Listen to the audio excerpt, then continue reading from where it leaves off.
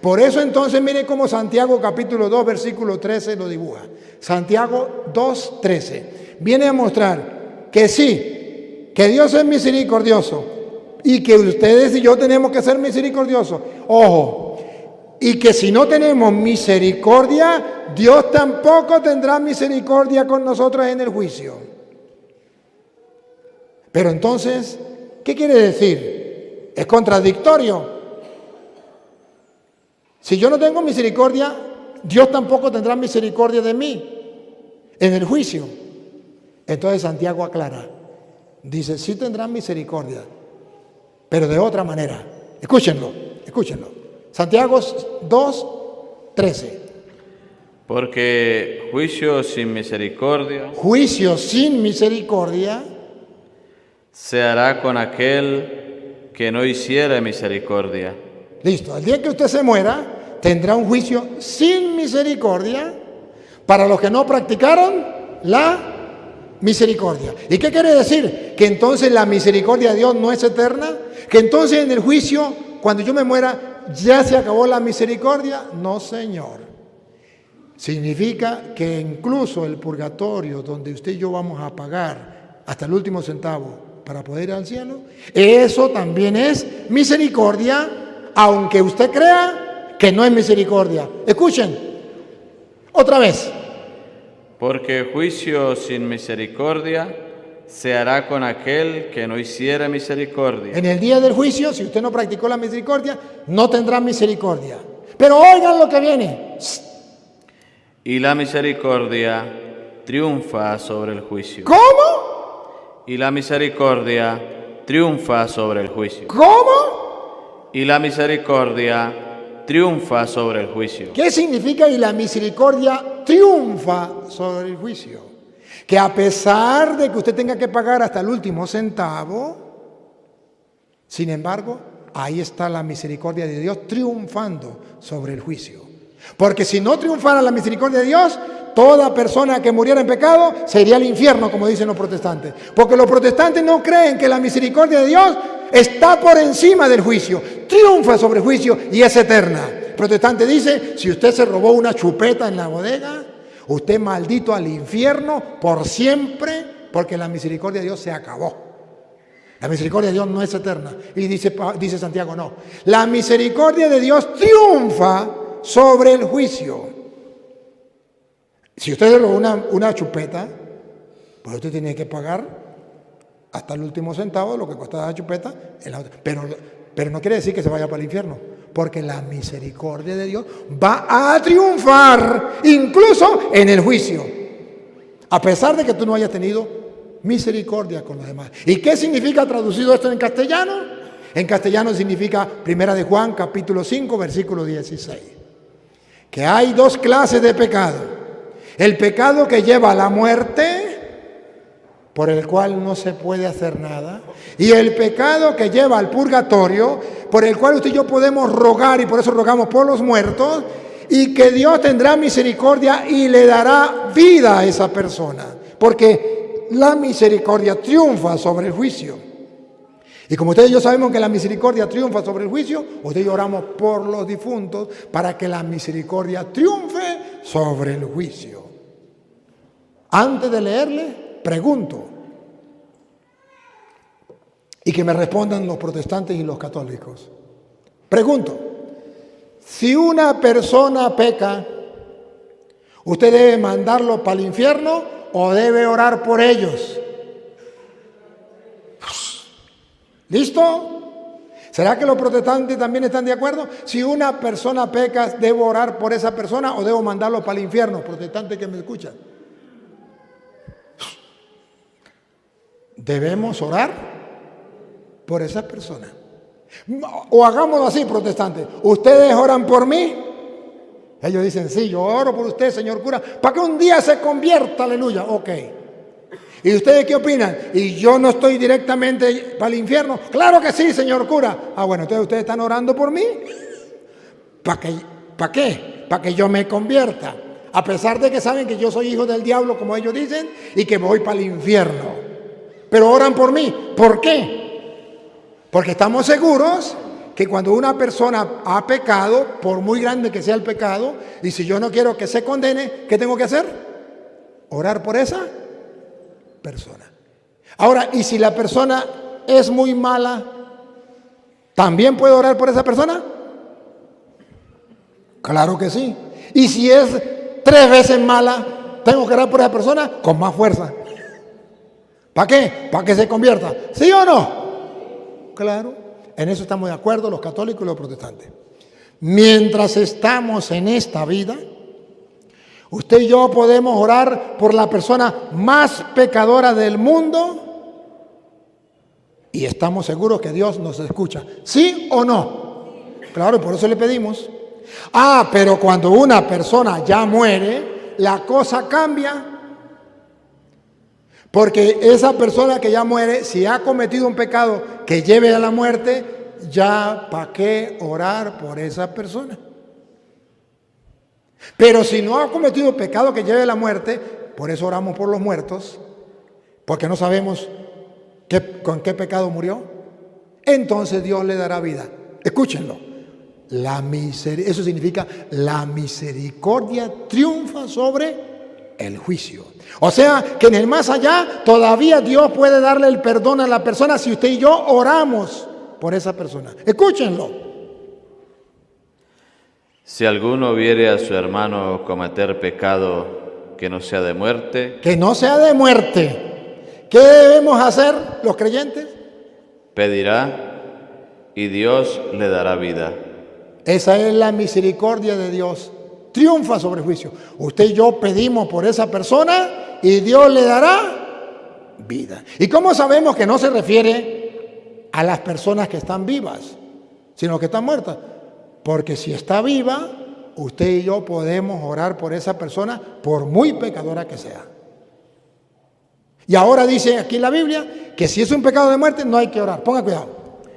Esto es para los que cometen pecado que no sea de muerte. Que nosotros llamamos pecados veniales. Hay pecado de muerte por el cual yo no digo que se pida. No se refiere a los vivos. Porque si hay pecados mortales en esta tierra, todos tenemos que orar por esa persona para que se convierta y para que Dios le dé vida. Se refiere después de muerto. Donde si esa persona ya está condenada al infierno, ya para qué hacer oraciones por ella. Pero si todavía no va al infierno, porque no cometió pecado de muerte, sino pecado que no lleva a la muerte, que llamaba pecado que no son, que llevan a la condenación eterna, por eso sí debemos orar. Otra vez. Hay pecado de muerte por el cual yo no digo que se pida. Toda injusticia es pecado, pero hay pecado no de muerte. Toda injusticia es pecado, pero no todo pecado lleva a la muerte. No todo pecado lleva al infierno. Y el protestante dice, todo pecado lleva al infierno, lo dijo el pastor. Lo que diga el pastor, pregúnteme si me importa. Pero aquí la Biblia dice que toda injusticia es pecado, pero que no todo pecado lleva al infierno, a la muerte. Y cuando una persona ha muerto y no ha cometido un pecado que lo lleve al infierno, usted puede rogar por esa persona y Dios le dará vida. Repita el 15, el 16.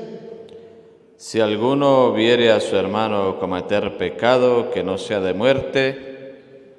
Si usted ve que su hermano murió y usted piensa que ha cometido pecado que no sea de muerte, pedirá y Dios le dará vida. Y Dios le dará vida. Eso se llama la misericordia de Dios. Triunfa sobre el juicio, que decía Santiago. Dios le dará vida. Esto es para los que cometen pecado que no sea de muerte. Los que no están en el infierno. Hay pecado de muerte. Los que están en el infierno. Por el cual yo no digo que se pida. Ahí ya se perdió todo. Toda injusticia es pecado. Toda injusticia es pecado, pero no todo va al infierno. Pero hay pecado no de muerte. La Biblia hace diferencia entre el pecado que va de muerte y el pecado que no de muerte. El protestante dice, todo pecado para el infierno, porque el purgatorio no existe.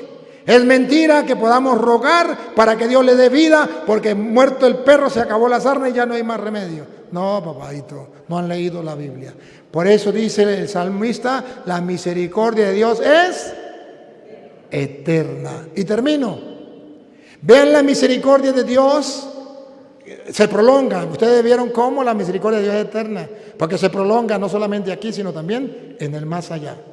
Pero ahora vean ustedes cómo Jesucristo dice, retrato bonito, y con esto termino, de Juan capítulo 8, versículo 10. Llevan a una mujer pecadora a Jesús. Los que creen que no tienen pecado van juzgando y condenando, diciendo, deben morir a piedra. Y Jesús, cuando ve que la cosa está apretada, le dice, bueno, el que no haya cometido pecado, el que no tenga pecado, lance la primera piedra. ¿Qué significa eso? Que ninguno de ustedes y yo tenemos permiso para juzgar y condenar a los demás. No juzguéis, no seréis juzgados, no condenéis, no seréis condenados. Eso le toca a Dios. Podemos evangelizar y decirle, eso es malo, decírselo a la persona, pero no mandarlos para el infierno, como hacen los protestantes, que nos mandaron a los católicos, a todos para el infierno de una vez. Eso solamente le toca a Dios. Entonces, la mujer queda allí ante Jesús y Jesús le dice, cuando todos se van, ¿dónde están los que te condenan? Y aquí viene el secreto de la misericordia de Dios. Escuchen, la mujer fue encontrada en infragante adulterio. No era mentira, no eran calumnias, era verdad. ¿Estaba en pecado? Sí. ¿Era pecadora? Sí. ¿Pecadora pública? Sí. ¿Había constancia? Sí. ¿Hay remedio? Sí. Y esa es la buena noticia. Escuchen. Enderezándose Jesús y no viendo a nadie sino a la mujer, le dijo, Mujer, ¿dónde están los que te acusaban? ¿Dónde están los que te acusaban? También eran pecadores y no lo sabían. También eran pecadores y querían pasar por justos. ¿Dónde están los que te acusaban? Aquí quiere decir la Biblia que a usted no le debe importar que la gente te condene o la gente te acuse, que dentro de la misma iglesia la gente te va a señalar y va a decir es un maldito, es un borracho, es un sinvergüenza, es un adúltero, es un ladrón, es que, y dentro de la misma iglesia hay gente que va a ver la basurita que tiene el hermano del ojo, gente que señala y que discrimina dentro de la misma iglesia, y que eso no está bien, eso no es correcto.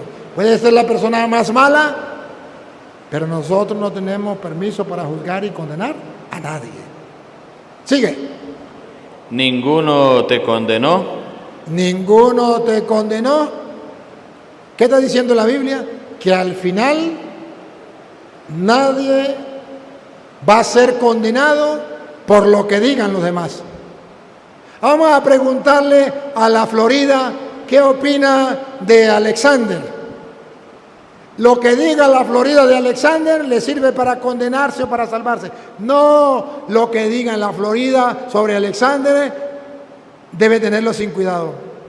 En el día del juicio no es lo que ustedes digan de Alexander. Alexander no es lo que ustedes digan. Puede ser que ustedes lo calumnien, puede ser que lo difamen, puede ser de que ustedes sepan, como son de la misma comunidad, sepan sus pecados, pero puede ser que Alexander ya se arrepintió y Dios ya le perdonó y usted está latiéndole a la luna. No es lo que diga la comunidad. Yo no soy lo que ustedes digan. De mí pueden decir lo que les dé la gana, tienen permiso. Después la arreglan con Dios cuando se mueran. Yo soy lo que soy delante de Dios. Y al único que tengo que entregarle cuenta es a Dios. Lo que ustedes digan me resbala. ¿Dónde están los que te condenan? Eso no tiene peso ante Dios. Ella dijo, Ninguno, Señor. Ninguno lo puede condenar ante Dios, porque todos somos iguales de pecadores. Ahora vea la misericordia de Dios, prendo la lupa y le hago zoom para que la vea. Vean la misericordia de Dios. Una mujer prostituta, adúltera. Entonces Jesús le dijo: ni yo te condeno. La misericordia de Dios es eterna. Un corazón contrito y humillado, Dios no lo desprecia. La mujer guardó silencio ante Dios, la mujer se postró ante Dios y dejó que Dios la juzgara. Y Dios mira el corazón y Dios no anda por lo que diga con chisme. Yo tampoco te condeno. ¿Otra vez? Ni yo te condeno. Ni yo te condeno. Jesús no vino a condenar, vino a salvar. Vino a que la gente conociera la misericordia y el perdón. Ni yo te condeno. Vete. Vete. Aquí, respiren profundo. Vete. Y no peques más. Ahí está el secreto. ¿Y por qué hago hincapié en no peques más? Porque el mundo de hoy quiere decirnos a nosotros que tenemos que recibir a los asesinos, a los que les gustan hombres con hombres, mujer con mujer, a los que matan los niños en el vientre y decirle, vente y siga pecando, porque Dios ama a los pecadores. No, Señor. Sí es verdad de decirle, vente a la iglesia. Y también decirle, Dios ama a los pecadores. Pero luego decirle, vete y no peques más. ¿Cuál es el problema de esta gente? Que quieren estar en la iglesia, trabajando en la iglesia, pero siguen pecando sin querer cambiar. Ahí sí es abusar de la misericordia de Dios. No saber lo que es la misericordia de Dios. Desconocimiento de la misericordia de Dios, es decir, yo peco y Dios verá qué hace conmigo porque Dios es misericordioso. Es un error, esa no es la misericordia de Dios. Yo he pecado y reconozco mi pecado, me arrepiento, me humillo, me confieso, propongo no volver a pecar, lucho por no pecar. Esa sí es la misericordia de Dios. Papá Dios, gracias, porque a través de tu palabra nos da la buena noticia de tu gran misericordia, o sea, que estás dispuesto a perdonarnos los pecados que hayamos cometido en la vida, por muy grande que sean, las veces que sean. Tú tienes poder para perdonarlo y has dejado ese poder en manos de los hombres. Bendito, alabado sea y glorificado sea. Te pedimos por los hermanos protestantes para que un día puedan descubrir tu misericordia que es eterna, para que dejen de trabajar para Satanás y comiencen a trabajar por el reino de los cielos, para que el mundo comprenda tu misericordia. Y a ti, Dios, que quiere que todos los hombres se salven y lleguen al conocimiento de la verdad, a ti sea la gloria, el honor, el poder, la adoración, por los siglos de los siglos. Amén.